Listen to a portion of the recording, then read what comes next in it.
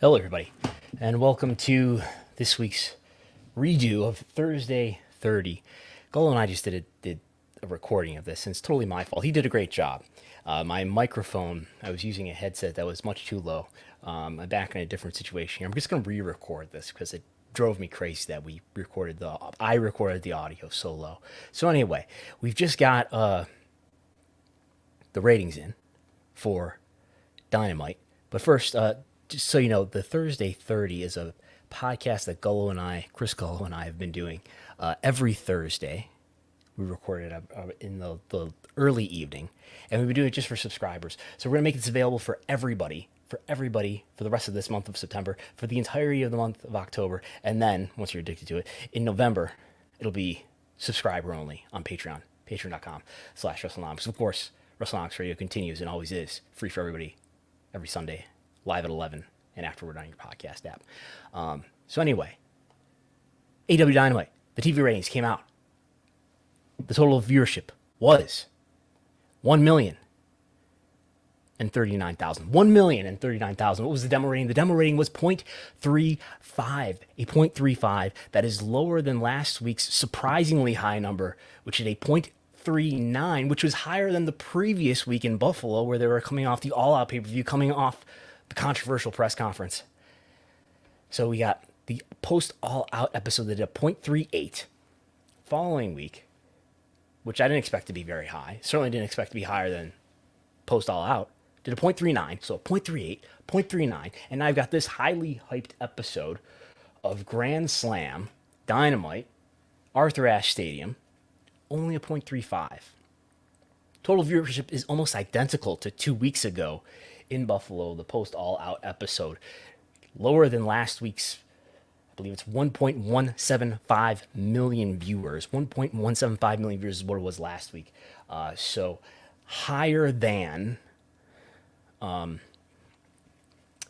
week was higher than this week, which is surprising given the hype of Grand Slam. Still number one in 18 to 49 among cable originals, beating out Real Housewives of Beverly Hills on Bravo, which did and only did a 0.32. Survivor on CBS was number one overall with a 0.79. Quarter hours are in. Quarter hours are available for all subscribers, or you can see them right now on your screen on YouTube if you're watching on YouTube. The quarter hours are pretty consistent. And I've done some studying. I've got the Big Bang data going all the way back to early 2020, I think. And the Big Bang Theory, which is a strong lead-in, a strong rerun program, especially in the demo, it's surprisingly highly viewed despite being a rerun of a discontinued series on TBS at 7:30. The Big Bang Theory ratings have gone down lately. Still probably among the most watched reruns on television, but are not as strong as they were early in this year. Which is probably reflected in what we're seeing lately, although I think this has been happening for several weeks now. Anyway, this was a consistent set of quarter hours. What makes me say that? This wasn't a set of quarter hours that started out really high coming off the Big Bang Theory lead-in and then declined from there. We've got quarter hour one doing 1,081,000. This show ends with 1,058,000, a very similar number. The most watched quarter hour in total viewership was quarter hour one. In the demo, though, this peaked with quarter hour three. It was Jericho and Claudio Castagnoli in quarter hour one, and it was the culmination, the end of the Swerve in Our Glory and Acclaimed tag title match in quarter hour three. Quarter hour three did overperform in the demo in terms of growth sequentially from quarter to quarter.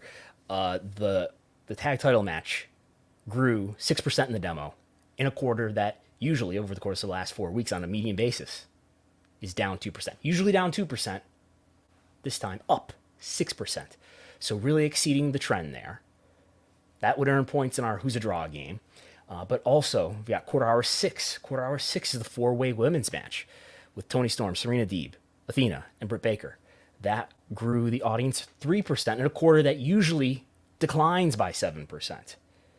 Top of the hour, underperformed the normal trend. That is the an Orange Cassidy match that went through a picture-in-picture break, and it went through a traditional, I think the match didn't go through, but it was followed by a traditional ad break that quarter sequentially lost 9% in the demo, 9% when it usually grows 2% that quarter. So that's what I take from the quarters here. The main event quarter hour at 8 did pretty well. Not astonishingly well. It grew the audience 1% in the demo. It's usually flat in the demo. So it behaved as it should have. That's what I take here, right? Tag title match seems to do really well. Seems to do well. So credit to the Acclaimed and Swerve in Our Glory for this quarter hour 3 doing better than it usually does. Credit to the women's match for doing better in quarter hour 6 than this quarter hour usually does. That's the quarter hours. I wouldn't recommend overreading them. What happened in this overall show, though? What were the demos that were up? What were the demos that were down? Total viewership was exactly the same as it has been on a median basis over the last 4 weeks. Last 4 weeks, total viewership, totally normal. The demo, down 3%. Men in the demo, down 9%. Women in the demo, up 6%. Younger half of the demo, 18 to 34. Younger half of the demo, up 20%, which is consistent with my narrative where I think that whenever there's something that is heavily hyped, whenever there's something that is newsworthy, we'd usually see an increase in viewership, particularly with younger viewers, such as people 18 to 34. So, Chris Gullo is having it among his last days, still in the 18 to 34 demo. When you see him again, he will not be in that demo any longer. No, he'll be with me in 35 to 49. What really matters in the big picture, though, just to level set us here, is the ranking. Where does your show rank if we're thinking about TV value? Where does your show rank among TV viewership generally? And we look at this in 1849. This 1849 tends to be a leading indicator, tends to be the most valuable ad demo. And what we see here is that Raw, Smackdown are in the top 5, even when you include broadcast. Smackdown is number 1 on a median basis in this quarter year of Q3 that's coming to an end at the end of the month. Raw is number 3 by that measure. When you include broadcast, Raw, number 3. They're going to get some tough competition lately with Monday Night Football. And Dynamite is a number 7, even when you include broadcast on a daily basis, 18 to 49. It's doing better than that number 7 is better than the 10 it was doing in the prior quarter. The 10 it was doing the quarter before that. The 14 it was doing in the quarter before that. So Dynamite, despite not doing nearly as well as it was doing, say, a year ago, doing pretty well in the overall picture of television. Rampage, not so much. Yes, Rampage is on at Friday. Yes, it's on at 10 o'clock at night. But not improving in its rank. It's a number 25 on Friday night right now, which is about what it was in the prior quarter. Not nearly the number 6 that it was doing on a median basis in Q3 of last year, the first quarter of the show's history. And NXT is improving. It's up to a 26 rank in Q3, up to a 26 rank when it was doing in the 40s and 50s over the last 3 quarters. So NXT is improving. Rampage, I would say, is stagnant. Dynamite remains strong, and Raw and SmackDown are quite strong. That's what actually matters, is your rank among television generally. We could visit also, what did last year's Rampage do on, I believe it's September 22nd, 2021. And we see a much higher demo on September 22nd, 2021, as I pull up the Wrestlenomics viewership spreadsheet that subscribers have access to. Let's see here. September 22nd. Is that the one that I want? I think it is, yeah. Because the following week has got the 2-hour Rampage. So September 22nd, 2021 is the first Grand Slam Dynamite. It had 1.273 million viewers, almost 1.3 million viewers. It did a 0.48 in the demo. It did a 0.48 in the demo. This Dynamite, again, doing a 0.35 for Grand Slam 2022. Grand Slam 2021 at 0.48 in the demo. So really big difference. A 13-point demo rating difference. 13 points. It's like a Prime 2.0 NXT era demo by itself. It's a Rampage demo some weeks. A 0.13 difference. Anyway, September was a really strong month last year for AEW, coming off the debut of CM Punk, of Bryan Danielson, of Adam Cole.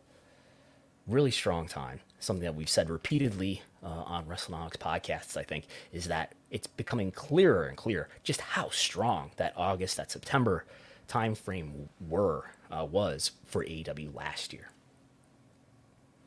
Sure, some cord cutting, some decrease in television viewership generally might be a factor, but I do not believe it is the main factor.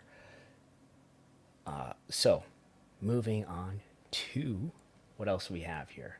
Tony Khan tweeted last night at 7:34 p.m., just before the show went on the air, Dynamite. He said, "Thanks to fan support, tonight's AEW Grand Slam in New York City is the first AEW on TV ever to surpass $1 million in live ticket sales." So, Grand Slam at Arthur Ashe Stadium in Queens, New York, it had a lower attendance than it did last year. Nonetheless, ticket prices were significantly higher. I did a lot of coding for the first time, attacking the code that is underlying Ticketmaster. I was talking with Mr. WrestleTix throughout the last few days about this. And so I tried to take, so we don't have the entire map visible in terms of what their ticket prices were throughout the map, but we do have enough samples that I felt like I could get a pretty decent estimate. And what I ended up finding was an average face value ticket price of $86. That's excluding the fees. If you include the fees, it's $116 on an average basis.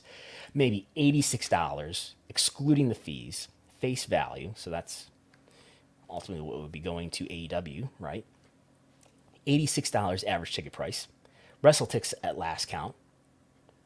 12,619 tickets distributed. Assume about 5% of those are comps. You're left with almost exactly 12,000 paid attendance. We're estimating here 12,000 paid attendance. Just multiply that by about $86. You end up with just over $1 million. $1,037,000 basically is what my estimate is. So just over, and that makes sense with Tony Khan was tweeting in the day before Dynamite that they were nearly at $1 million. Tweeting on the night of Dynamite that they were at $1 million. So that analysis of the Ticketmaster HTML code, or whatever it's called, is consistent with Tony Khan's comments. Last year, tickets distributed according to WrestleTix. WrestleTix's been around a year now. Last year, tickets distributed according to WrestleTix for Grand Slam at Arthur Ashe Stadium, 19,079. This year, again, 12,619. So that is a difference of what? Well over 6,000. Well over 6,000 in terms of a difference in attendance. They announced last year over 20,000. Maybe that includes suites. Maybe that's enhanced for entertainment purposes. Then we had Chris Jericho winning the Ring of Honor title last night from Claudio Castagnoli in Quarter Hour 1.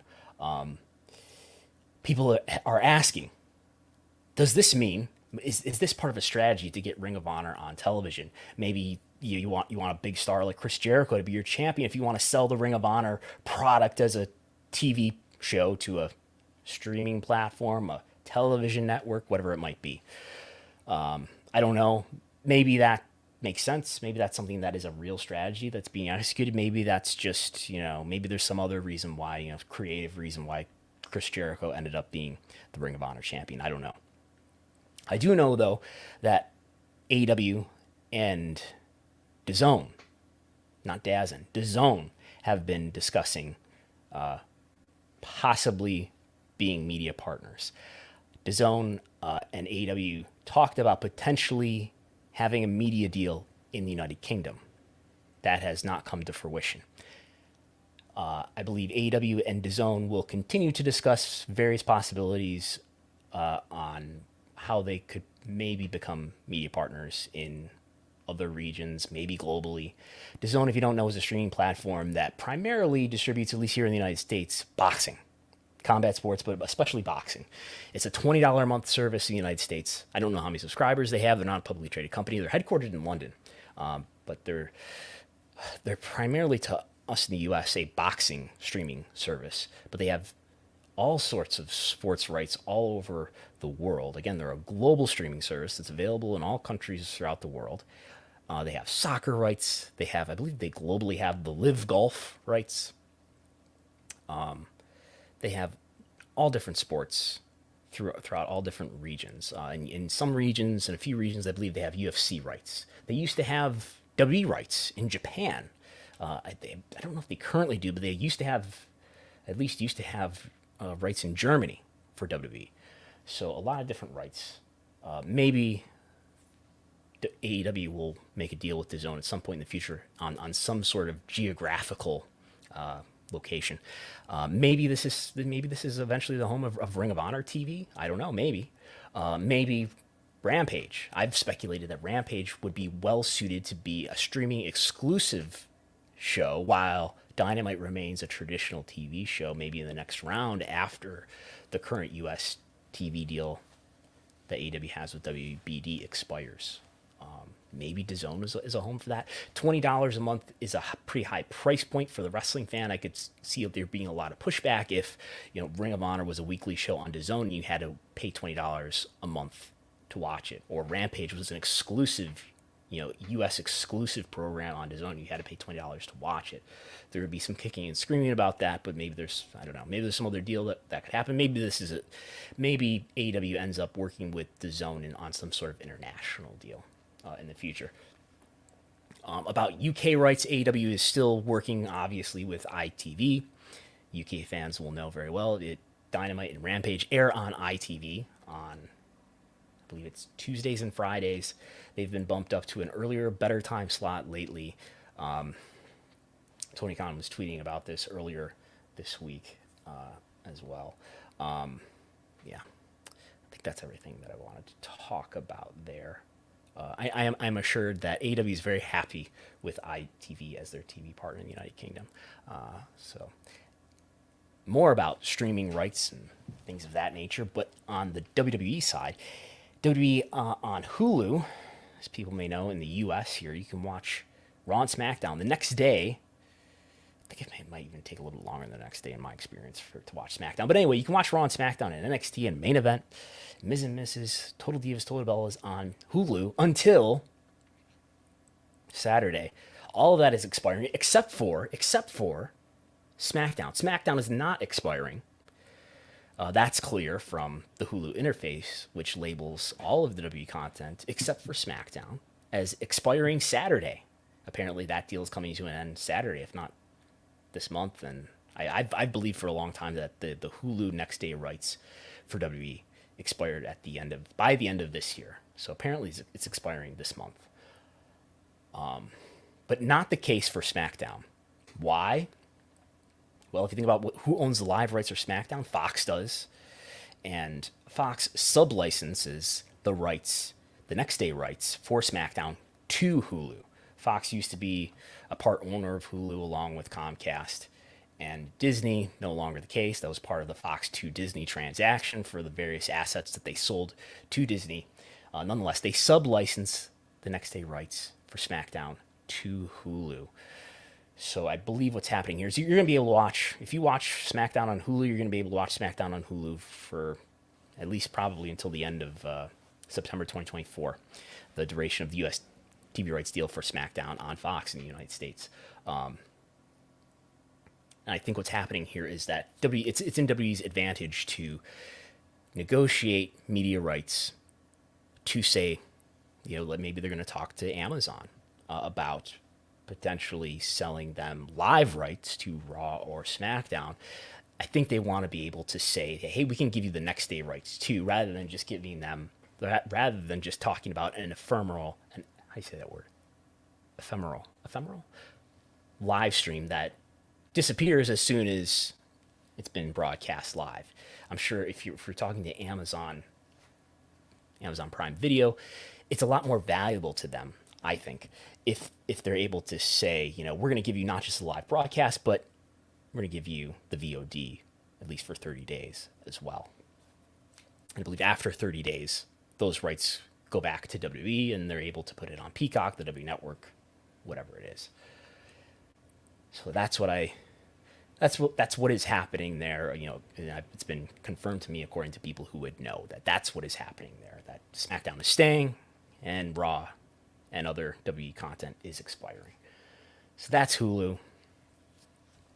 In other news, at W headquarters this week, there was an all hands meeting. W employees were told that they are getting extra holidays, including Juneteenth, that they were not previously getting as a day off, including what else? I think Veterans Day is another day that they were not getting off in the past, that they will now get off as a paid holiday. Yes, Thanksgiving Eve, Juneteenth, Veterans Day. Fightful has reported that. This is how people know that Vince is really gone, according to one person who told me they know for sure that Vince is really gone now because we're getting extra days off. So a lot of positivity is what I've heard coming out of this. Human resources leadership seems more genuine. People are getting more days off. They're responding positively to this. But yeah, I think that's all I have for now.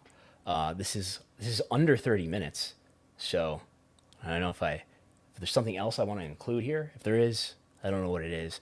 I've been looking at data for the ticket maps of late. I will try to do more gate estimates in the future, especially for big events, especially if I can figure out how to dynamically parse the code that is embedded in the Ticketmaster maps. Ticketmaster maps are very difficult to pull the data from, especially in an automated way.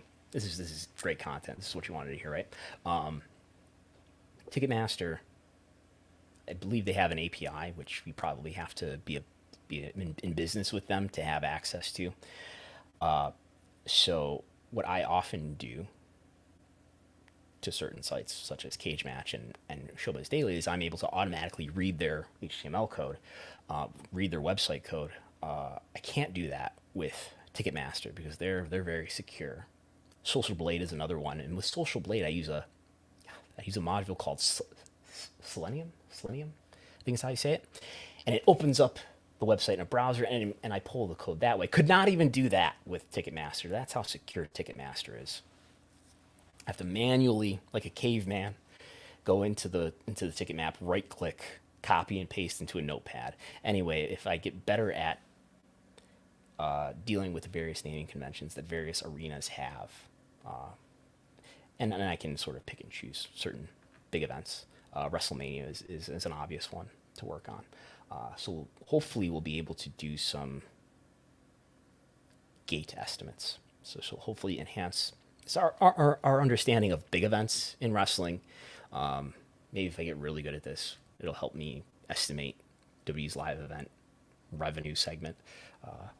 But yeah, that's it. If you listened to the earlier poorer quality recording of this, I apologize, and we'll do testing to make sure that the audio is better. Hopefully this audio quality is pretty good.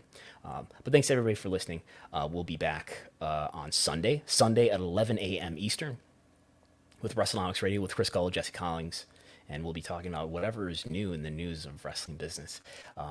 And you can get access to the court hours, get access to my nearly daily TV ratings reports at patreon.com/Wrestlenomics. And thanks everybody for listening. We'll be back next time.